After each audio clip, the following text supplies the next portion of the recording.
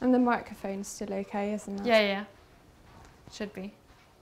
Hi guys, I'm here today with my favourite person, new favourite person, because we've just met in person, but this is Amy from Amy Jane Smith. Hello. That is right. Yeah. Amy Jane Smith. I always wonder whether it's just your name.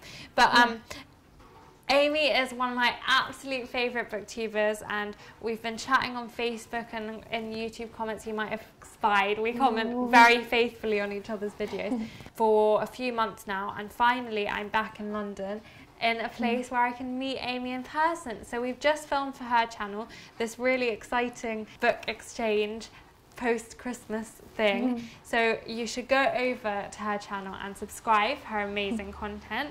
She does lots of reading and has lots of really interesting and exciting things to say about the books she reads. And our book exchange was really lovely and also went a bit wrong. So you should go and see what happened there and enjoy it. And now we're going to take these books away so it doesn't get spoiled. Today with Amy, I wanted to make a bit more of a chatty video than I would normally. I usually talk about particular books or very bookish related stuff, but Amy and I have something in common, which is that we both have a disability which is chronic in nature. I have mentioned this very briefly before on my channel, that I have cerebral palsy, which affects my mobility and my energy levels and just how capable I am of lifing at any particular point. And Amy, if you want to, I know we've been over this briefly on her channel, but let's just repeat it for the benefit of my viewers. Yeah, so I have a condition called POTS, which is short for postural orthostatic tachycardia syndrome, which affects the autonomic nervous system, so the stuff your body does automatically. So mostly it affects my heart and kind of that sort of thing. So I get a fast heart rate, and fainting used to be my main symptom. And then pain and fatigue and things like that. And it has fluctuated over the years, but has been there, I think, for the last 6 years or so, prominently. Right, so Amy and I have bonded over a lot of things. We're, I think, very similar people and get on really well, but one of the things that we've bonded about is our attitude and the way in which our chronic conditions affect our lives, I think. I was just saying to Amy before that I don't actually know a lot of disabled people. I grew up very much in the mainstream and don't know a lot of people who have anything similar to me or really have their energy levels affected by anything very, very significant. So it's been nice to have a friend to speak with who really seems to understand that stuff. And also, obviously, we're both on BookTube, so I thought we'd just sit and have a chat, mostly for our benefit, but you get to watch it and just speak a bit about how our conditions affect our reading and what it's going to represent for us for the next year or however long we're in BookTube. So I know we had things to say about 2017 and some of the plans that we have cooking up in the pot for 2017. Do you want to speak to that for a little bit? Yeah, I guess like I thought about making a resolutions video, and I thought about what that would look like and why I was doing it, and I kind of realised that for me, I think I just enjoy reading. I've set my Goodreads at 40 for the next year, which is 10 less than the previous year, but actually like I couldn't care less how many books I read as long as I'm reading. And then we talked about how actually that's an interesting thing. I don't put a lot of pressure on that, and I don't feel like I really engage with that as a pressure, but how life is unpredictable and our bodies are unpredictable. So there's been times when I was particularly first ill when I just wasn't really reading that much because I didn't have the energy for it. And then there's times when I'm reading a lot and it's escape, but it really does fluctuate in a way that's kind of beyond our control. Yeah, exactly. Really. And I think too, one of the things about, you were saying that you don't engage with the pressure of numbers, which I think is a really good thing, but one of the things about BookTube is that sometimes it can become quite number oriented, especially if you watch a lot of channels. I think with wrap-ups, I feel a bit of that. Honestly, you watch a lot of wrap-ups, you kind of end up getting an idea of the average numbers of books that people read, and sometimes, you know, our bodies and our lives and other things that we have to do in life relative to reading and that take up energy mean that we can't necessarily be reading 12 books a month in the same way that some people can. So I think our 2017 goals might be slightly different from those that you might have been seeing around. One of them is that we want to have some kind of collaborative thing going on where we try to read more books that represent people with a disability, chronic condition, deformity, any of those things that we feel we haven't really seen much of either online or in books, in the books we've read generally. So we'd like to make it a goal to seek out those books and review them honestly. You know, it doesn't necessarily mean that we would love them just because the character has a disability or a chronic condition. Like any book. But I think to read more diversely in that specific setting is a really important thing for both of us, and then hopefully to bring those books to other people's attention so that, you know, books with a main character with a disability or with a supporting character with a disability become not so much the odd one out, just normal. You were telling me something interesting about that Guardian list. Yeah, like I started looking at this a while ago and thinking, okay, well, if I want to read more of this, there must be resources online. You know, there's so many of these listicle kind of BuzzFeed list. Yeah, and it's like there's always stuff like this, so I presume there would be something out there. And what I found was a Guardian list of characters with disability from a couple of years ago. And so many of them were from classics. Like, I think number one was Ahab from Moby Dick, which, yes, he has a disability. I hated that book. That's not relevant, but I found it really dull. But yeah, the list just didn't really feel like it would ever cross over with the kind of reading that I would do.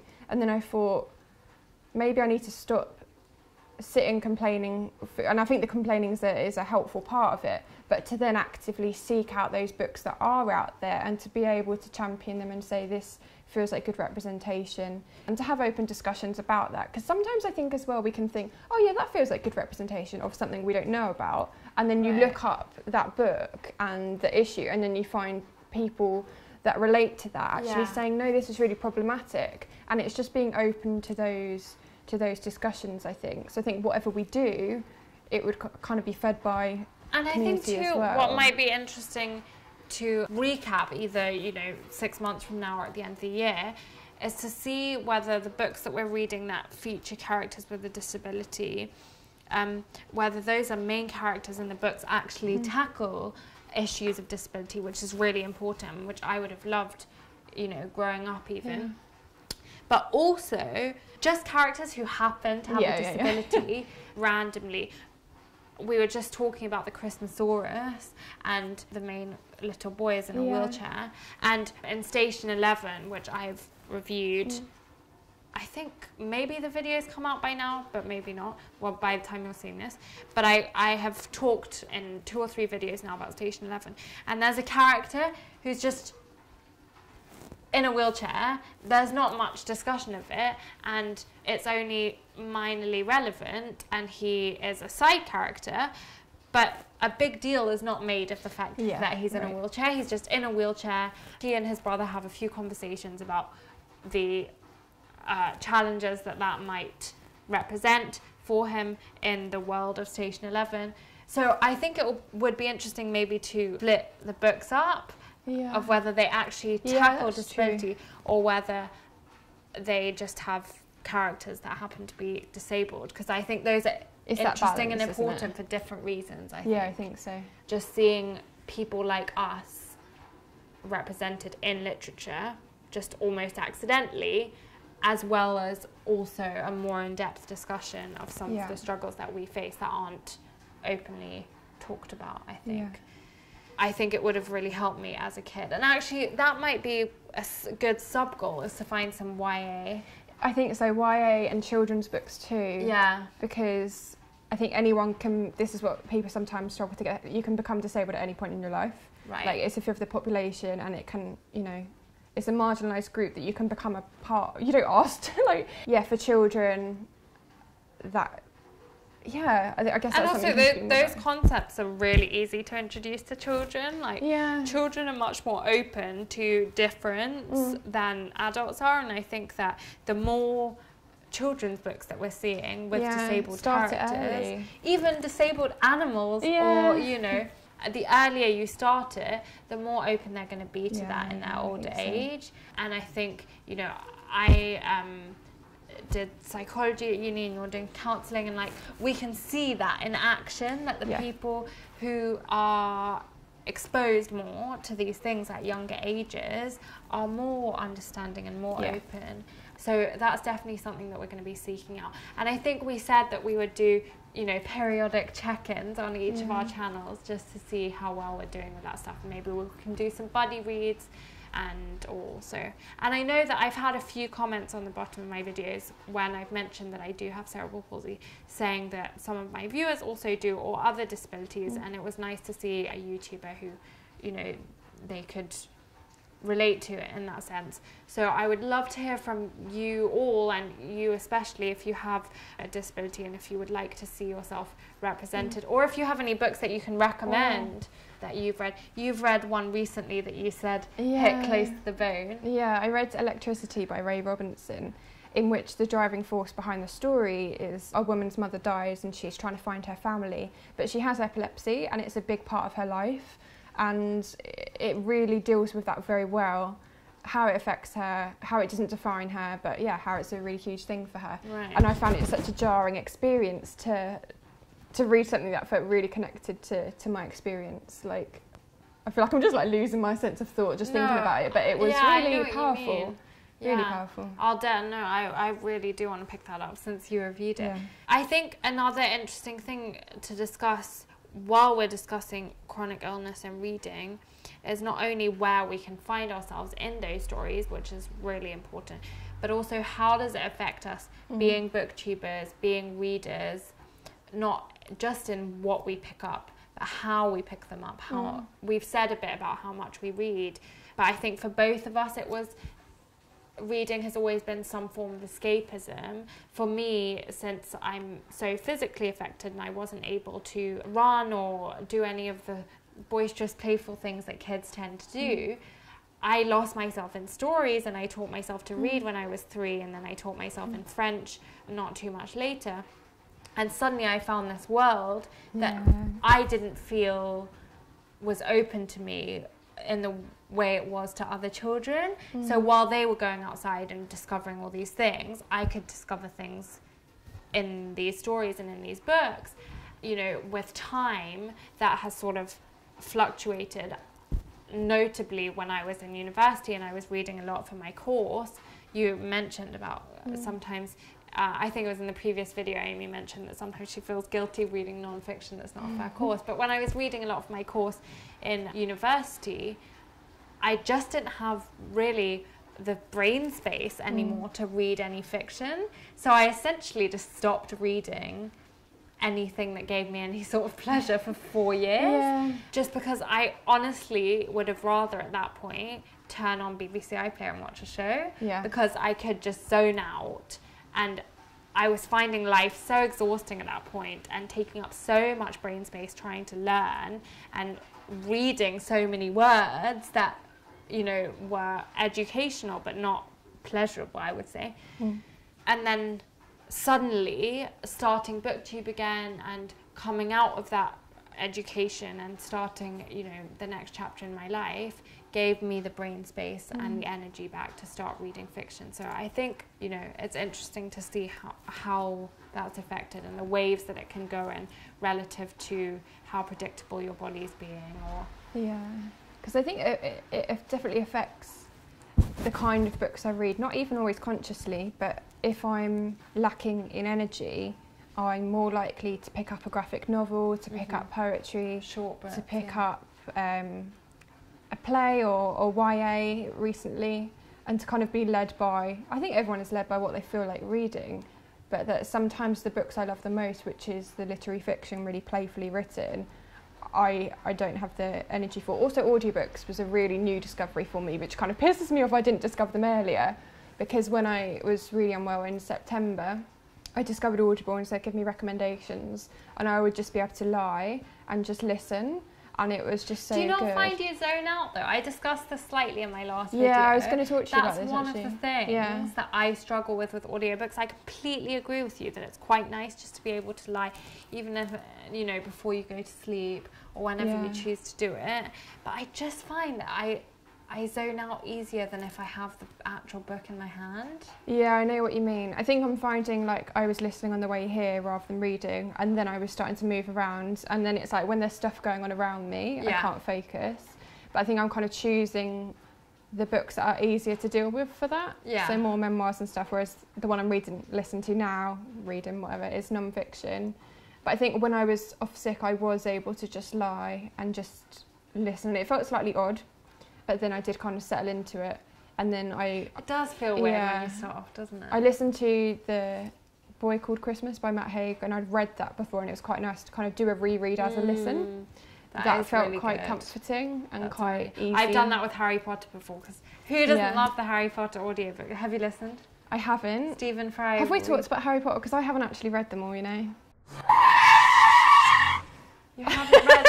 Your face just goes. Yeah, I was going to say earlier, I've read the first one when I was little, and then I haven't. She drops this bomb while we're filming. I know. So I read the first one when I was younger and enjoyed it, but there was just other things that I was enjoying more, and then I felt like I missed the boat. But I have the first one on Audible, which I'm going to listen to as a read sort of experience, and then I'm going to carry on. But now, like, everyone loves it so much and has this relationship to it, and I'm like, oh hi. No, you haven't. So I think I still. And who knows, you know.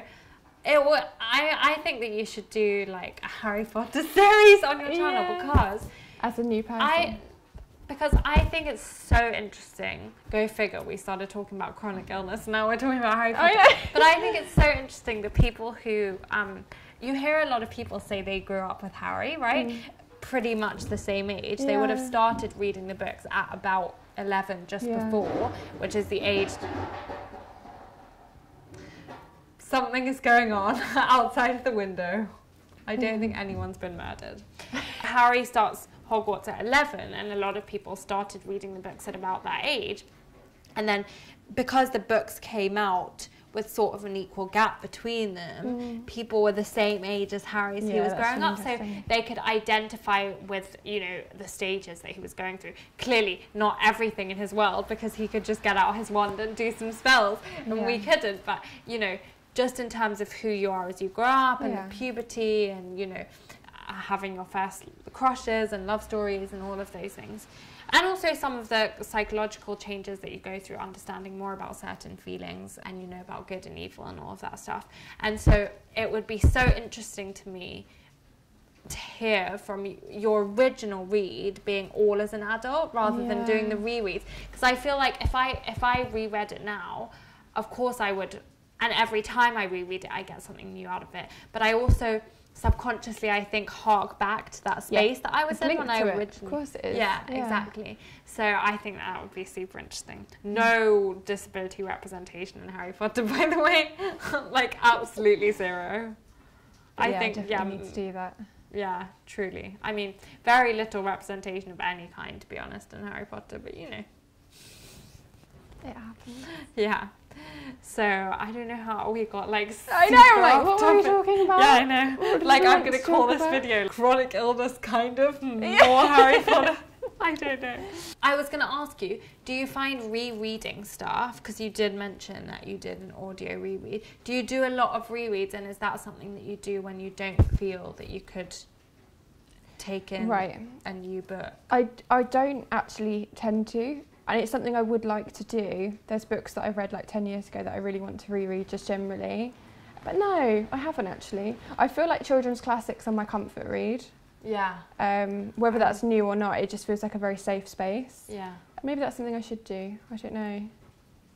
I think my comfort reads are things that shorter things, I think, because if I feel like I can tackle it, if I feel like it's bite-sized relative to whatever's going on in my life, I do still get that thing. Even though I love reading and books are the greatest thing, I do still get that thing where if I get given a huge book, it's like overwhelming no matter how, and maybe that has nothing to do with, you know, energy stuff and whatever. Yeah. But I think it kind of does.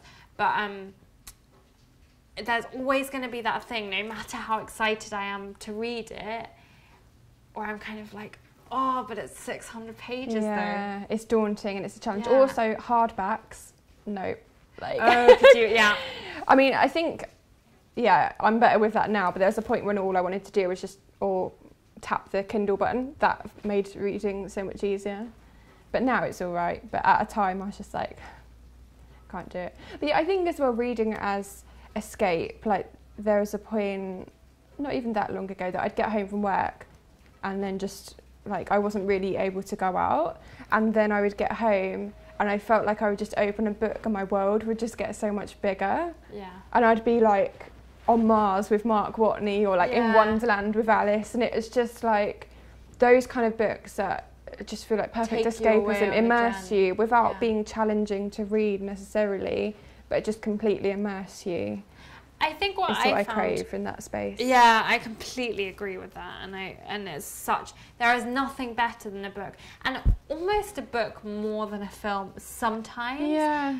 Just to take you away to whatever world. And I'm a huge film buff, but like books, you can kind of control a lot of that space, and it's your imagination. You're coming up with that, and you're not operating within the constraints of a film where they've kind of imagined the world for you and built the world for you, and you just have to accept it and suspend your disbelief.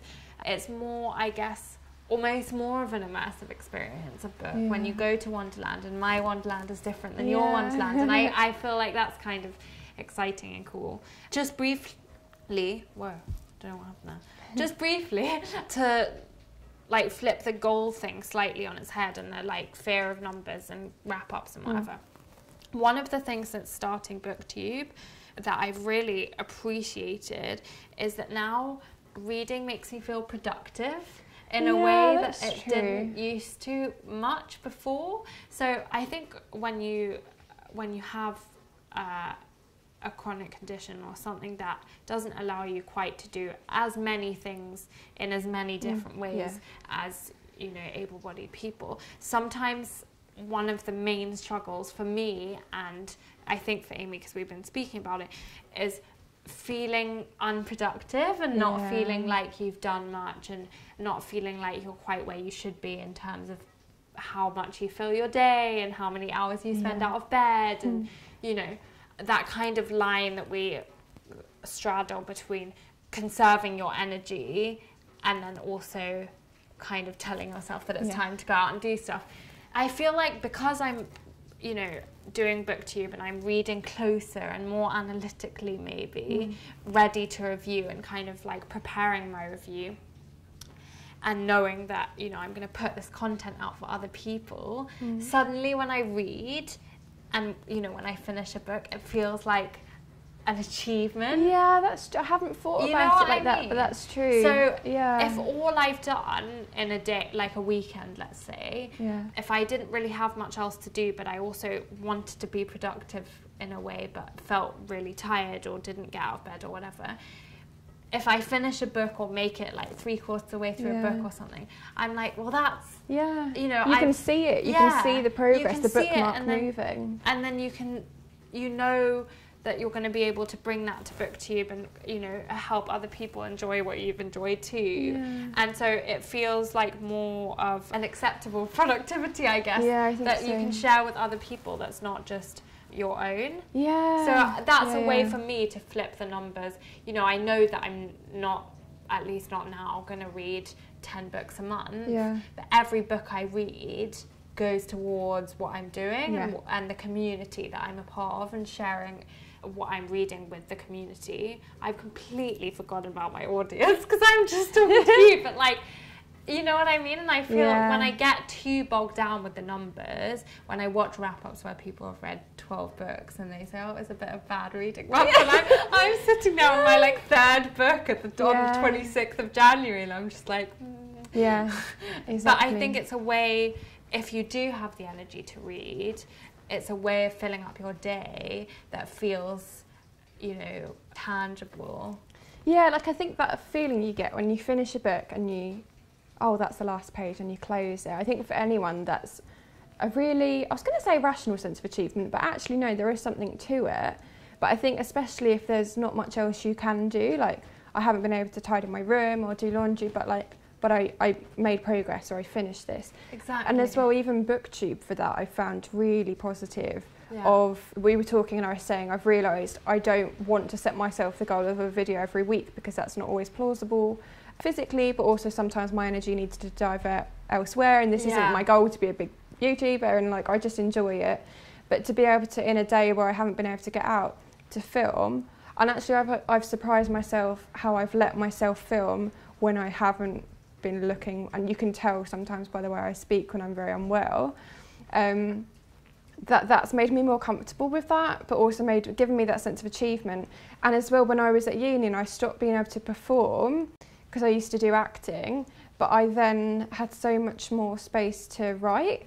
And the time I spent in bed, I got writing more, and I got reading more later, but the writing kind of gave me a place to, like, the internet is amazing, that I could lie in bed and read something, have people comment and say like, oh, I went to the doctor when I wrote about depression, because you've made me realise that it doesn't have to be this way, or that it's okay that it's this way. And like, oh my god, like, yeah, the internet and chronic illness together, like the internet is a blessing. There's like, an there's an amazing intersection between the internet and disability and all of that stuff. I'm actually giving a talk in Boston. If any of you are in Boston, and if any of you, there's like a tiny probability that this is the case, but if any of you are coming to NerdCon Nerdfighteria, then I am giving a talk about this, about the internet and how it fits in with my own disability. And I know Amy has really strong feelings about that, so maybe we can make a video about that as part of our like thing. So yeah, we're gonna wrap this up. Our like little chat, it was kind of all over the place, but I think we're just enjoying each other's company more than anything else. We'll say more things in the future, and maybe it'll make more sense or maybe not, but we'll say the things anyway. Exactly, and look out for our more collaborations coming up, and our little series about trying to find more books about disability. And again, if you can contribute to that in any way, please do. And in the meantime, go and subscribe to Amy Jane Smith. You'll absolutely love it. And then you can become part of this amazing little corner of the internet. Yeah. Now we're going to go and probably drink more tea and then say goodbye to each other and give each other hugs. It sounds like a good plan. Bye. I feel like that was good. It's hard to tell, isn't it? But I feel like we had a good chat. It's always hard to tell after you shoot a video. And as well, I think, like, even if one person relates to something that's said, like, we've done that. Yeah. I just think it's getting the conversation started half the time, because you can worry about how is it structured and how is it this and that, but we're not writing a book, we're making a video. Exactly. And also writing a book is for another time. Right, yeah. And when they're more chatty like that, I think people will have more patience for it being like a bit all over the place. Yeah. I loved you when I watched you and Angelica, and like I love collabs. Yeah. I do wish people were closer, because I feel like having someone to bounce off, it all feels so much more natural and becomes more interesting. That's the bit that's the bit that I still find hard. Yeah. Like, I'm not quite used to like sitting in front of the camera being like, hi, like, you should care about what I'm saying. Becoming a presenter. It's like, really? Like, I think so. So yeah, but we'll do much more, I think. I'm excited. That was really fun. I think we've got some fun videos.